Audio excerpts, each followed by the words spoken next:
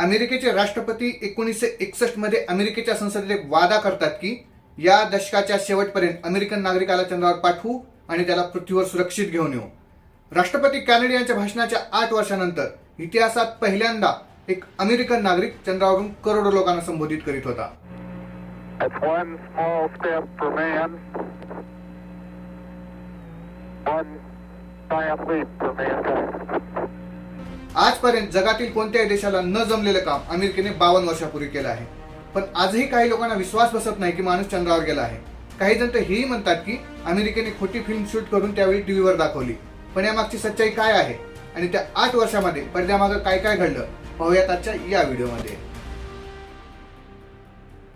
दुसरे महायुद्ध संपल्यानंतर 2 महाशक्तीचा उदय झाला, रूस आणि अमेरिका. लवकरच त्यांच्यामध्ये एक शीत युद्ध सुरू झालं. दोन्ही देश एकमेकाला आपली शक्ती दाखवित होते आणि याच शक्ती प्रदर्शनासाठी स्पेस नवं ठिकाण बनलं. दोन्ही देशांमध्ये स्पेसमध्ये जाण्याची रेस लागली होती.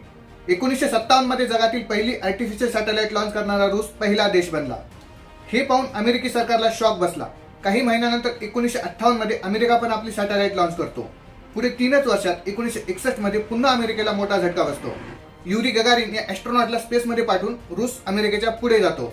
त्यानंतर काही दिवसातच 25 मे 1961 रोजी अमेरिकेचे राष्ट्रपती हे वादा करतात की या दशकाच्या शेवटपर्यंत अमेरिकन नागरिकाला चंद्रावर पाठवू आणि त्याला पृथ्वीवर सुरक्षित घेऊन येऊ. Landing a man on the moon and returning him safely to the earth. आपले राष्ट्रीय लक्ष्य डोळ्यासमोर ठेवून नासाने अपोलो प्रोग्रामला सुरुवात केली.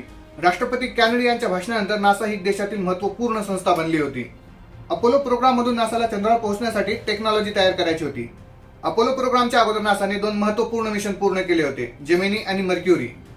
या दोन्ही प्रोग्राममधून अमेरिका ॲस्ट्रॉनॉटला स्पेसमध्ये पाठवण्याची कला शिकला होता. मर्क्युरी प्रोग्राममधून एका माणसाला स्पेसमध्ये जीवन ठेवण्याची कला अवगत केली आणि पृथ्वीच्या कक्षेत फिरत फिरत स्पेसमध्ये काम करण्यात पण निपुण झाले होते. जेमिनी प्रोग्राम याच्यापेक्षा ॲडव्हान्स होता. नासा याच्यामध्ये एक वेळेस 2 लोकांना स्पेसमध्ये पाठवू लागला. नासाचे ॲस्ट्रॉनॉट याच्यामध्ये खूप सारे एक्सपेरिमेंट आणि भविष्यात चंद्रयानसाठी लागणारे महत्त्वपूर्ण उपकरण याची टेस्टिंग करीत होते. एकंदरीत मर्क्युरी आणि जेमिनी या दोन्ही प्रोग्राममधून नासाचा स्पेस टेक्नॉलॉजी मधला एक पक्का बेस बनला होता. परंतु हे सगळे काम पृथ्वीपासून काही 1000 किलोमीटर उंचीवर होत होते. पण चंद्र पृथ्वीपासून 4 लाख किलोमीटर दूर परिक्रमा करत असतो. पृथ्वी स्वतः सूर्याची परिक्रमा करत असते. अशामध्ये एवढ्या दूर पोहोचण्यासाठी कोणताही प्लॅन नसताना माणसाला चंद्रावर पाठवणं सोपं काम नव्हतं. शेवटी स्पेस क्राफ्टची डिझाईन तयार झाली. या स्पेस क्राफ्टला एकूण 3 भागमध्ये विभागलं गेलं. पहिला भाग कमांड मॉड्यूल, ज्याच्यामध्ये 3 ॲस्ट्रॉनॉटला जीवन ठेवण्याची पूर्ण व्यवस्था केली गेली होती आणि याला जोडून त्याच्या पुढे असेल सर्व्हिस मॉड्यूल. याला तेल आणि पॉवर सप्लायसाठी बनवलं गेलं होतं. हे कमांड मॉड्यूलसाठी सहाय्यक युनिट होतं आणि या दोन्ही कमांड आणि सर्व्हिस मॉड्यूलच्या भरोशावरच चंद्राची परिक्रमा पूर्ण करून पृथ्वीवर परत येता येणार होतं. चंद्रावर सुरक्षित लँडिंग आणि परत उड्डाण भरण्यासाठी 3रा भाग बनवला गेला. त्याचं नाव लुनार मॉड्यूल. हे मिशनच्या शेवटच्या टप्प्यात कामी येणार होतं. याला परत येते वेळेस मागं सोडता येणार होतं, म्हणजे खूप सारं वजन कमी होईल आणि खूप साऱ्या तेलाची बचत होईल. ह्या तिन्ही मॉड्यूलला डोळ्यासमोर ठेवून जी प्रोसेस तयार झाली तिचं नाव होतं लुनार ऑर्बिट रँडेवू. प्लॅन आणि प्रोसेस तर तयार होती, पण याची टेस्टिंग अजून बाकी होती. फेब्रुवारी 1966 मध्ये अपोलो स्पेसक्राफ्ट आणि रॉकेट याची टेस्टिंग सुरू झाली. ॲस्ट्रॉनॉटला स्पेसमध्ये पाठवण्या अगोदर खूप साऱ्या टेस्टिंग कराव्या लागतात, कारण त्यांना स्पेसमध्ये काही अडचण आली नाही पाहिजे. परंतु अपोलो स्पेसमध्ये जाण्या अगोदरच टेस्टिंग दरम्यान एक खूप मोठा अपघात झाला. 27 जानेवारी 1967 रोजी अपोलो स्पेसक्राफ्टची ग्राउंड रिहर्सल चालू होती. स्पेसक्राफ्टच्या कॅप्सूलमध्ये 3 ॲस्ट्रॉनॉट बसून परीक्षण करीत होते. या रिहर्सल दरम्यान स्पेसक्राफ्टला अचानक आग लागते. स्पेसक्राफ्टमध्ये शुद्ध ऑक्सिजन भरलेला होता आणि शुद्ध ऑक्सिजन खूप ज्वलनशील असतो. या स्पेसक्राफ्टची डिझाईन अशी होती की इमर्जन्सीमध्ये याचा दरवाजा खोलणे खूप अवघड होतं. मदत काही पावलावर होती, तरी पण आगीच्या रुद्र अवतारामुळे तिन्ही ॲस्ट्रॉनॉटला आपला जीव गमवावा लागला. या घटनेनंतर नासाने स्पेसक्राफ्टमध्ये शुद्ध ऑक्सिजन न भरण्याचा निर्णय घेतला आणि सोबतच अपोलो स्पेसक्राफ्टच्या डिझाईनमध्ये पण बदलाव केले. कारण इमर्जन्सीच्या वेळेस कमांड मॉड्यूलचा दरवाजा खोलता आला पाहिजे. ही एक खूप साऱ्या टेस्टिंग सारखी साधारण ग्राउंड टेस्ट होती. पण याच्यामध्ये ॲस्ट्रॉनॉटला आपला जीव गमवावा लागल्यामुळे त्यांच्या स्मरणार्थ याला अपोलो 1 असं नाव देण्यात आलं. अपोलो 1च्या नंतर अपोलो 2, अपोलो 3 याने पण उडान भरली नाही. या सगळ्यांची ग्राउंड टेस्टिंग चालू होती. नंतर अपोलो 4, अपोलो 5, अपोलो 6 या तिन्ही मिशनला विदाउट ॲस्ट्रॉनॉट अंतराळात पाठवण्यात आलं. कारण नासाला आपल्या ॲस्ट्रॉनॉटची सुरक्षा सुनिश्चित करायची होती. अपोलो 1च्या घटनेनंतर नासावर अतिरिक्त पब्लिक प्रेशर पण आलं होतं. 11 ऑक्टोबर 1968 मध्ये नासाने अपोलो 7 मिशन लॉन्च केलं. ही अपोलो मिशनची 3 ॲस्ट्रॉनॉट सोबतची पहिली स्पेस उडान होती. अपोलो 7 ने पृथ्वीच्या गोल 163 चक्कर मारले. या मिशन मधून नासाला हे कळालं की अंतरिक्षमध्ये एस्ट्रॉनॉटला जिवंत ठेवण्यासाठी लचिलापण आणि अनुकूलन क्षमता पाहिजे तेवढी आहे. अपोलो 7 मधून नासाला पुढच्या मिशनसाठी खूप चांगली सफलता मिळाली होती. नासामध्ये खूप सावधानपूर्वक काम चालू होतं. प्लॅननुसार अपोलो 7 नंतर विना एस्ट्रॉनॉट पृथ्वीच्या कक्षेत आणखीन काही टेस्ट करायचे होते. पण दशकचा अंत जवळ येत होता आणि राष्ट्रीय लक्ष उंबरठ्यावर डोकावत होतं आणि नासाला त्यांचे प्रतिद्वंदी रूसकडून दुसऱ्यांदा हरण्याची चिंता वाटत होती. सोव्हिएत रूसमध्ये खूप रहस्यमय प्रकारे काम होत होतं. अमेरिकेला हा आभास होत होता की रूस लवकरच त्यांच्या माणसाला चंद्रावर लँड करणार आहे. त्यामुळे नासाने शेवटच्या मिनिटात पुढच्या मिशनच्या प्लॅनमध्ये खूप सारे मोठे बदलाव केले. अपोलो 8 ला प्लॅननुसार बिना एस्ट्रॉनॉट पृथ्वीच्या कक्षेत फिरून परत यायचं होतं. पण याच्यामध्ये 3 एस्ट्रॉनॉटला बसून पृथ्वीच्या कक्षेतून काढून चंद्राकडे पाठवण्यात आलं. अपोलो 8 चंद्राची परिक्रमा पूर्ण करणारा पहिला स्पेसक्राफ्ट बनला. पहिली वेळेस इतक्या जवळून माणसाने चंद्राला बघितलं आणि पहिली वेळेस माणसाने पृथ्वीला इतक्या दुरून बघितलं होतं. आपण पृथ्वीवरून उगवत्या सूर्याला बघून सनराइज होत आहे असं म्हणतो, पण या एस्ट्रॉनॉटने चंद्रावरून पृथ्वीला उगवताना बघितलं आणि त्याची एक मंत्रमुग्ध करणारी फोटो सुद्धा काढली. याच फोटोला पुढे अर्थराइज असं नाव पडलं. 25 डिसेंबर 1968 रात्री पृथ्वीवासी ख्रिसमस साजरा करीत होते आणि अपोलो 8 चे एस्ट्रॉनॉट चंद्राची परिक्रमा करत होते. त्यांनी चंद्राच्या कक्षेतच बायबलचे पुस्तक बुक ऑफ जेनेसिसचं वाचन करून ख्रिसमस साजरा केला आणि सुरक्षित पृथ्वीवर परत आले. ख्रिसमस नंतर नवीन वर्ष सुरू झालं होतं. दशक संपायला फक्त 1 वर्ष बाकी होतं आणि राष्ट्रीय लक्ष उंबरठ्यावर डोकावत होतं. नासाला 1 वर्षाच्या आत एस्ट्रॉनॉटला चंद्रावर लँड करायचं होतं, पण याच्या अगोदर काही महत्वाच्या गोष्टी करायच्या होत्या. लुनार मॉड्यूलची काम करण्याची पद्धत आणि त्याची टेस्टिंग करायची बाकी होती. लुनार मॉड्यूलचा हा टेस्ट पृथ्वीच्या कक्षेतच झाला. पृथ्वीची परिक्रमा करत एस्ट्रॉनॉट लुनार मॉड्यूलमध्ये बसून मुख्य कमांड सर्व्हिस मॉड्यूल पासून वेगळे झाले आणि या लुनार मॉड्यूलने स्वतंत्र 6 तास प्रवास केला. एस्ट्रॉनॉटने लुनार मॉड्यूलच्या बाहेर निघून नासाचा स्पेस सूट पण टेस्ट केला. या मिशनच्या यशानंतर एक शेवटची रिहर्सल बाकी होती आणि ही रिहर्सल चंद्राच्या खूप जवळ जाऊन करायची होती. 18 मे 1969 रोजी नासाने अपोलो 10 मध्ये 3 एस्ट्रॉनॉटला चंद्राकडे पाठवलं. हे मून लँडिंगची फुल ड्रेस रिहर्सल होती. या मिशन मध्ये ते सगळे काम केले गेले जे प्रत्यक्ष मून लँडिंग मध्ये होणार होते. फक्त एक काम सोडून, ते म्हणजे चंद्राच्या पृष्ठभागावर लँड करायचं. अपोलो 10 मध्ये एस्ट्रॉनॉटने सर्व भागाची व्यवस्थित टेस्टिंग केली. ते चंद्राच्या कक्षेत पोहोचून कमांड सर्व्हिस मॉड्यूल पासून वेगळे झाले. त्याने लुनार मॉड्यूल मध्ये बसून चंद्राची 8 तास परिक्रमा केली. हे एस्ट्रॉनॉट चंद्राच्या पृष्ठभागावरून फक्त 10 मील एवढे दूर होते, परंतु त्यांनी पृष्ठभागाला स्पर्श केला नाही. ते बाकी महत्वपूर्ण काम करून पृथ्वीवर सुरक्षित परत आले. कधी कधी आपल्याला आपल्या प्रिय वस्तूपाशी जाऊन परत यावं लागतं, कारण दुसऱ्यांदा आपण पूर्ण तयारीनिशी आणि सहजतापूर्वक तिथपर्यंत जाऊ शकू. नासा आणि चंद्र यांच्यामध्ये पण ही वेळ दुसऱ्यांदा आली. तारीख 16 जुलै 1969. जागा फ्लोरिडा मधील एक आयलंड. या आयलंडच्या पश्चिमी भागात एक विशालकाय रॉकेट प्रक्षेपणासाठी सज्ज होता. या रॉकेटचं नाव आहे सॅटर्न 5. हे माणसाच्या इतिहासातील सगळ्यात ताकदवर उडान भरणारे रॉकेट आहे. हे रॉकेट लगभग 36 माळे बिल्डिंग एवढं उंच होतं आणि याच्या सगळ्यात उंच टोकावर या मिशनची सगळ्यात किमती वस्तू ठेवली होती. रॉकेटच्या तुलनेत बोना वाटणारा अपोलो स्पेसक्राफ्ट. या अंतरिक्ष यानात बसलेले 3 मानव एक इतिहास रचण्यासाठी उडान भरणार होते आणि या उडान भरणाऱ्या मिशनचं नाव होतं अपोलो 11 आणि या मिशनचे कमांडर होते नील आर्मस्ट्रॉंग. नील आर्मस्ट्रॉंग या मिशनचे नेतृत्व करत होते आणि नील सोबत लुनार मॉड्यूल पायलट होते बज एल्ड्रिन. यांच्यावर शेवटच्या स्टेजमध्ये चंद्रावर लँड करणं आणि तिथून परत येणं ही जिम्मेदारी होती. या दोघांना चंद्राच्या कक्षेत पोहोचवणे आणि तिथून सुरक्षित परत आणणे याची जिम्मेदारी एका तिसऱ्या एस्ट्रॉनॉटच्या खांद्यावर होती. Command module pilot Michael Collins, Armstrong, Aldrin आणि कॉलिन्स हे तिघे कमांड मॉड्यूल मध्ये बसले होते. या कमांड मॉड्यूलला जोडलेला सर्व्हिस मॉड्यूल पर्याप्त तेल आणि एनर्जी सकट तयार होता आणि या दोन्ही मॉड्यूलच्या खाली बसला होता लुनार मॉड्यूल. याचं काम मिशनच्या खूप महत्वपूर्ण हिस्सासाठी करण्यात येणार होतं.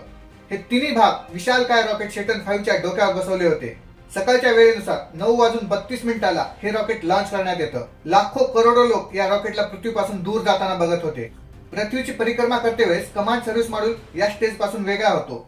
त्याच्यानंतर तो 180 डिग्री टर्न घेऊन रॉकेट मधून लुनार मॉड्यूलला काढून त्याला आपल्यासोबत जोडून घेतो.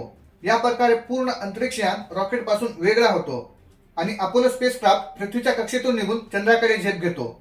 लॉन्चच्या 3 दिवसानंतर अपोलो स्पेसक्राफ्ट चंद्राच्या कक्षेत पोहोचतो. या दरम्यान नील आर्मस्ट्रॉंग आणि Buzz Aldrin command service module मधून निघून लुनार मॉड्यूल मध्ये प्रवेश केला होता. काही तास चंद्राची परिक्रमा केल्यानंतर लुनार मॉड्यूल कमांड मॉड्यूल पासून वेगळा होतो आणि काही टेस्ट नंतर लुनार मॉड्यूल निर्धारित कक्षेपासून दूर सुरक्षित लँडिंग करतो. काही वेळानंतर कमांडर नील आर्मस्ट्रॉंग या यानातून बाहेर निघतात आणि चंद्रावर पहिलं पाऊल ठेवतात. पृथ्वीवर 165 करोड लोक हे दृश्य लाईव्ह पाहत होते.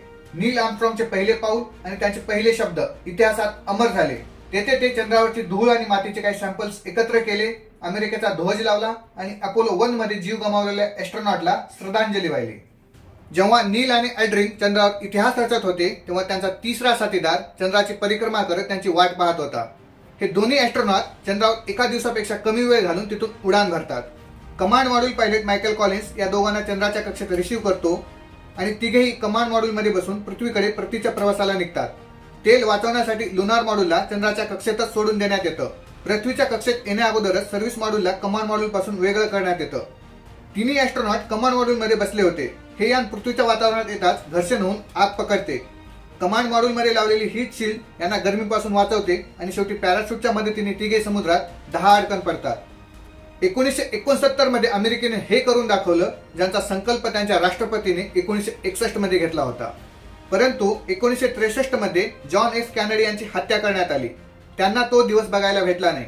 त्यांना श्रद्धांजली म्हणून अपोलो 11 ज्या जागेवरून लॉन्च केलं त्या जागेला राष्ट्रपती कॅनडी यांचं नाव देण्यात आलं. आजही नासाचे महत्वपूर्ण मिशन ज्या जागेवरून लॉन्च होतात त्या जागेचं नाव आहे John F Kennedy space centre. 1969 मध्ये स्पेस रेसमध्ये अमेरिका रूसच्या खूप पुढे निघून गेला होता. त्यांचे राष्ट्रीय लक्ष्य पूर्ण झालं होतं. हे लक्ष्य खूप महान होतं पण याचा पाया एक आंधळी प्रतिस्पर्धा होती जी की आता संपण्याच्या वाटेवर होती. 14 नोव्हेंबर 1969 मध्ये अपोलो 12 चंद्राकडे रवाना होतो. अपोलो 11 मध्ये शेवटच्या मिनिटांमध्ये काही प्रॉब्लेम आल्यामुळे निश्चित स्थळी लँड करता आलं नाही. म्हणून अपोलो 12 चा उद्देश निश्चित स्थळी लँड करायचा होता. 2 वर्ष अगोदर नासाने 1966 मध्ये चंद्रावर एक रोबोटिक लँडर पण पाठवलं होतं. या लँडरचं नाव आहे सर्वेयर 3. अपोलो 12 ला सर्वेयर 3 जवळ लँड करायचं टार्गेट ठेवलं गेलं आणि असं झालं पण. अपोलो 12 सर्वेयर 3 पाशी सुरक्षित लँड झाला. एस्ट्रोनॉटने यानाचे काही तुकडे घेऊन आणि चंद्रावर काही एक्सपेरिमेंट करून पृथ्वीवर परत आले. या मिशन नंतर अमेरिकी लोकांचा उत्साह कमी होत गेला. त्यांना आता या अपोलो मिशन मध्ये काही खास रुची वाटत नव्हती. त्यांना आता देश विदेशातील मुद्दे आकर्षित करीत होते ते म्हणजे अमेरिकन सिव्हिल राईट्स आणि व्हिएतनाम वॉर सारखे. पण अमेरिकेसाठी अंतरिक्षमध्ये एक संकट त्यांची वाट पाहत बसलं होतं. 11 एप्रिल 1970 रोजी अपोलो 13 चंद्राकडे रवाना होतो. सगळं काही रुटीननुसार चालू होतं. मिशन लॉन्च होऊन 2 दिवसापेक्षा जास्त वेळ झाली होती.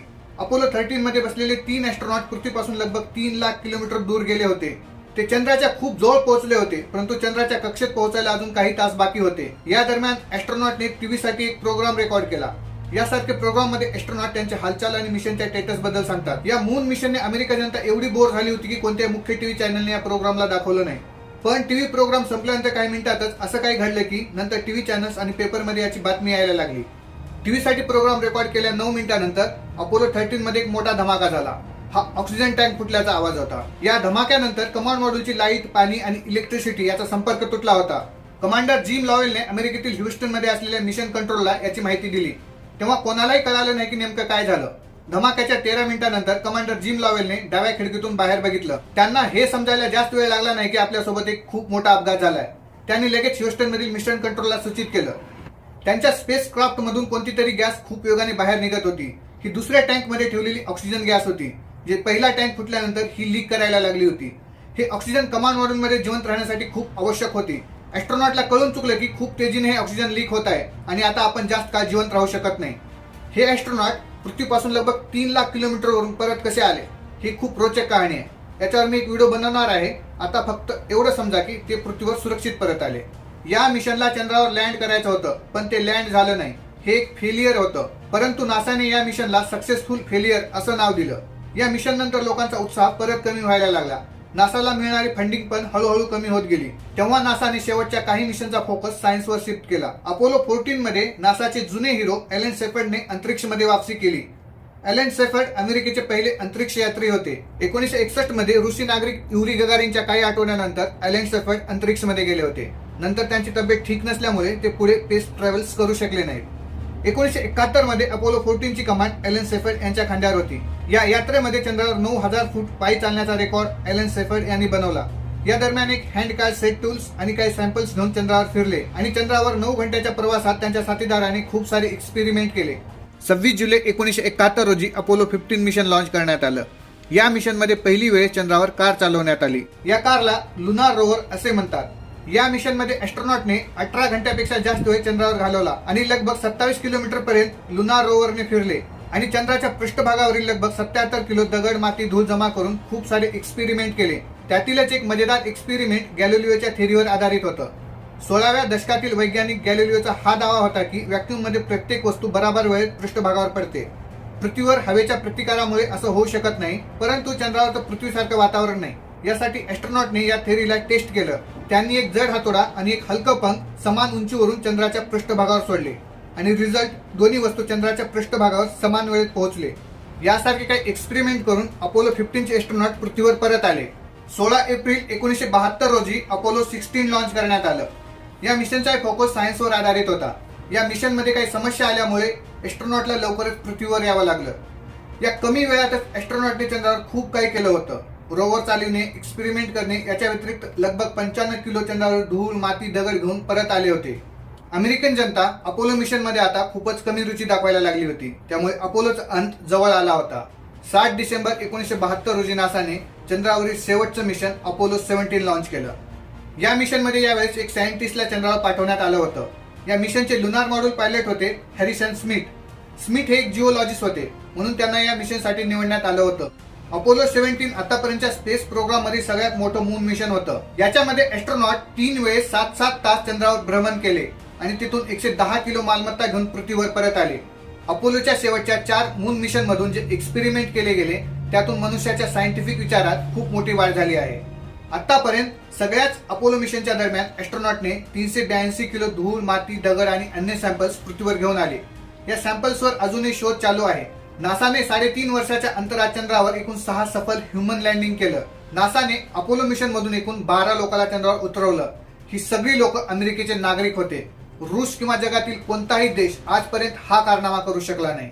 जर व्हिडिओ आवडला असेल तर लाईक करा आणि महत्त्वपूर्ण माहिती आपल्या मित्रांना शेअर करा आणि चॅनल सबस्क्राईब करायला विसरू नका. भेटूयात पुढच्या व्हिडिओमध्ये.